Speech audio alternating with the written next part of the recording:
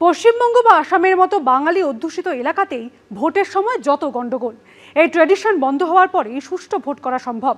ঘণ্টাখানেক সঙ্গে সমান অনুষ্ঠানে এসে দাবি শিল্পী সমীর রাইচের। আমার কথাটা অন্য। সত্যিকারের যদি একটা সুস্থ ভোট করতে হয় তাহলে সব দিকটা দেখা প্রথমেই নিয়ম করে দেওয়া উচিত, এই ধরনের পোস্টারিং হবেই না, দেওয়াল লিখন করা যাবে না। একটা লোক তার কষ্ট করে পয়সা, আজকের দিনে একটা বিল্ডিং রং করতে গেলে কত টাকা লাগে আমরা প্রত্যেকে জানি, যারা এই প্রোগ্রামটা দেখছেন তারাও প্রত্যেকে জানেন। তিনি শখ করে একটা বিল্ডিং বা অনেক কষ্ট করে রং করলেন, দেওয়ালে এসে লিখে দিলেন অমুক ইসেকে অমুক চিহ্নে ভোট দিন।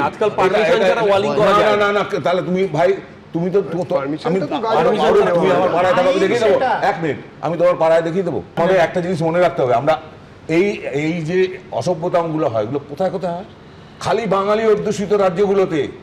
আমি একদম দুঃখের সাথে বলছি, আমাদের পশ্চিমবাংলায়, ত্রিপুরায়, আমি ওপার বাংলাটা অন্য একটা রাষ্ট্র, সেখানেও হয়। অর্থাৎ বাঙালিরা এত বুদ্ধিমান আমরা বলি, এত বলি আমরা যে শিল্পকে ভালোবাসি, এত বলি যে আমাদের মানে আমরা ভীষণ সাংস্কৃতিক ক্রিয়াকাণ্ড করি, তার প্রমাণ আমরা যেটা দিই সেটা লজ্জার, দুঃখের। আমি বলছি এগুলো বন্ধ হওয়া উচিত, নাহলে ভোটকে সুষ্ঠু বলা যায় না।